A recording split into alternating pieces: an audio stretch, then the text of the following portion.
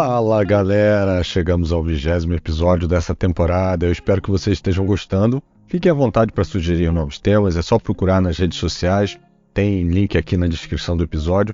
E se você ainda não nos acompanha, fica aí novamente o convite de favoritar e adicionar o seu agregador de podcast para receber toda semana um conteúdo novo sobre liderança, inteligência emocional, comunicação, tecnologia e muito mais. E essa semana vai ser uma semana atípica, porque eu vou lançar 3 episódios. Isso porque o tema que eu vou falar, ele é longo e dá pano para manga, né? Eu quero entrar um pouco mais no tema de inteligência artificial, que está aí tão em evidência. Mas para um conteúdo só, para um episódio só, ficaria muito longo. Então eu dividi em 3 episódios. Vocês devem ter reparado que desde novembro, mais ou menos, com o lançamento do ChatGPT, veio aí uma grande hype sobre inteligência artificial e principalmente sobre essa parte de IA generativa. Eu acho que vale a pena explicar alguns conceitos da IA, como Machine Learning, Deep Learning, redes neurais, entre outros. Então esses episódios eles vão ser uma navegada entre esses temas. E eu vou começar falando sobre inteligência artificial de forma geral. E se você acha que a inteligência artificial é algo novo, você está muito enganado, sabe? A IA ela tem sido estudada desde 1940. E apesar da gente ter relatos antigos sobre máquinas inteligentes, aí desde a Grécia Antiga, elas ainda não tinham a capacidade de simular o comportamento humano, o que séculos depois veio a se tornar a principal característica da inteligência artificial. E foi ali em 1940 que os pesquisadores eles começaram a explorar a ideia de que as máquinas conseguiriam ali imitar, mimetizar a própria inteligência humana, que iam aí desde jogar xadrez até experimentos como, por exemplo, simular uma conversa como se fosse um psicólogo. E assim surgiu a definição de IA que a gente vê hoje em dia, que diz que a inteligência artificial é a capacidade de um computador ou máquina em imitar a inteligência humana. Isso inclui aí habilidades como reconhecimento de voz, processamento de linguagem natural, aprendizado e tomada de decisões. Em outras palavras, ela é capaz de fazer algo que apenas nós, seres humanos, éramos capazes de fazer. Eu mesmo, na época da faculdade, eu desenvolvi um sistema de inteligência artificial e ele era bem simples, que ele só representava ali um diálogo entre duas pessoas e baseado em que uma pessoa dizia, a inteligência artificial fazia algumas perguntas. Então, por exemplo, se eu falasse, eu estou me sentindo mal, aí ela perguntava, por que você está se sentindo mal? E aí, cada vez que eu dava uma resposta, ela fazia uma nova derivação de perguntas. E a IA, ela é totalmente baseada em algoritmos que permitem que os computadores processem certas quantidades de dados e aí usem esses dados para desenvolver suas respostas, realizar ações, aprender e até mesmo melhorar ao longo do tempo. E elas estão cada vez mais presentes na nossa vida, né? Desde assistentes virtuais aí dos nossos computadores ou dos nossos celulares até carros autônomos. E agora que você já sabe mais ou menos o que é inteligência artificial, imagina que ela é um conjunto onde dentro dela existem vários outros subconjuntos que compõem práticas e técnicas para diferentes usos. Um desses subconjuntos internos é o Machine Learning, né, ou aprendizado de máquina, que é uma sub-área da inteligência artificial que permite que os computadores aprendam e melhorem suas habilidades a partir da análise de dados e experiências passadas. As técnicas de Machine Learning elas são muito utilizadas hoje em dia.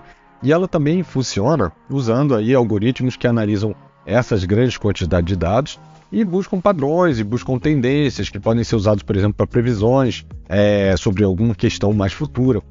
Por exemplo, sugerir anúncios que façam sentido para você baseado no que você assiste na TV ou no que você compra, ou quando você estiver navegando no streaming, ele vai te sugerir novos programas, novas séries ou novos filmes baseado no que você consome ali. Então, o Machine Learning ele tem essa capacidade, eles são projetados para aprender e se adaptar de forma contínua com base nesses dados e nas experiências, permitindo aí que eles sejam cada vez mais eficazes ao longo do tempo. E dentro dele, existem 3 principais técnicas de aprendizado, né? O aprendizado supervisionado, onde os dados são rotulados e o algoritmo ele aprende a associar as entradas a determinadas saídas específicas baseadas nesses rótulos. Então, por exemplo, eu posso treinar o algoritmo com uma série de e-mails e aí eu digo ali quais que eu quero destacar, quais são corretos, quais são importantes para mim e quais eu quero considerar, por exemplo, como spam. E aí, a partir desse aprendizado que eu treinei ele, né, que eu disse exatamente o que era, que eu rotulei, ele vai conseguir trabalhar nos próximos e-mails que chegarem. E aí ele vai conseguir dizer se é um spam ou não. E tem também a técnica de aprendizado não supervisionado, onde a IA ela é treinada com dados não rotulados, nesse caso, né? E ela tenta encontrar ali padrões e estrutura dentro desses dados para que ela possa, sim, categorizar eles e, vamos dizer assim, criar seus próprios rótulos. Por exemplo, uma inteligência artificial que analisa ali dados do mercado financeiro e ela encontra tendências e ela vê esse histórico de compras de clientes, por exemplo, e ela vai categorizando e ela pode ali identificar, por exemplo, uma flutuação cambial, entender quando isso acontece, ou o tipo de compras que um determinado consumidor tem, e aí sugerir outras compras baseadas nesse consumo dele. Veja que nesse primeiro caso do aprendizado supervisionado, eu disse o que era importante, e eu também disse o que não era. No segundo, a própria IA ela é capaz de analisar ali as similaridades, as tendências, e vamos dizer, criar seus próprios rótulos. E a última técnica que existe, ela é do aprendizado por reforço, onde a inteligência artificial, ela aprende por meio de tentativa e erro, e ela vai recebendo ali o feedback em tempo real para melhorar a precisão das suas ações. E ela é treinada através de recompensa e penalidade das suas ações, buscando aí sempre maximizar a recompensa e minimizar uma determinada penalidade. Como se a gente estivesse ali fazendo um adestramento, né? Igual o cachorro, né? A gente dá lá um incentivo quando ele faz alguma coisa boa e a gente recrimina ali quando ele está fazendo alguma coisa errada. Hoje em dia nem faz mais isso, né? A gente só dá mais recompensa. E é a mesma coisa com a inteligência artificial, que leva aí um aprendizado, vamos dizer, mais eficaz, mais adaptativo. E lembra que eu falei do jogo de xadrez lá no início? Esse é um dos exemplos onde a IA vai aprendendo a cada jogada. Inclusive, ela pode jogar contra si mesma para melhorar ainda mais a precisão da sua base de conhecimento.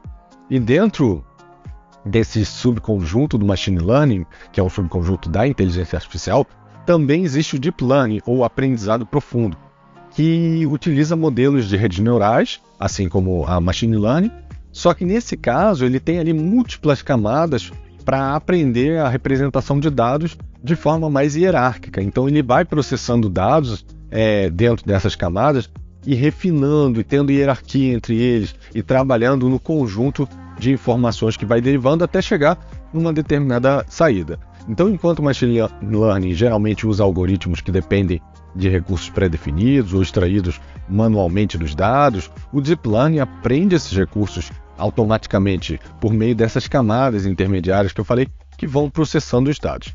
Assim, o Deep Learning também é visto como uma evolução do Machine Learning que permite que os algoritmos aprendam de forma mais autônoma e até mesmo mais complexa. E pode ficar tranquilo que eu vou dar alguns exemplos e um pouco mais de detalhe mais para frente para que você entenda realmente qual é essa relação de Deep Learning e Machine Learning. Mas e essas tais redes neurais que você falou, Bruno? Que diabos é isso? Bom, as redes neurais são um modelo de processamento de informação inspirado no funcionamento do nosso cérebro. Então, assim como o nosso cérebro ele é composto por neurônios interligados, com ligações sinápticas, que enviam ali os estímulos elétricos, as redes neurais elas são compostas por uma série de nós interconectados que simulam essa transmissão, permitindo que elas aprendam e que elas consigam realizar tarefas aí mais complexas. Elas permitem que essas máquinas sejam treinadas para reconhecer padrões complexos, por exemplo, de imagens, de textos, de som.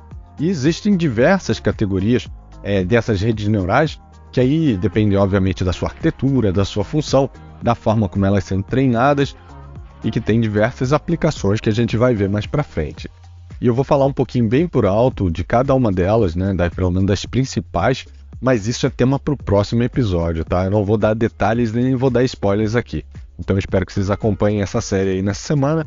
Se gostou, curte, comenta, compartilha esse conteúdo. A gente se vê no próximo episódio. Até lá, tchau, tchau.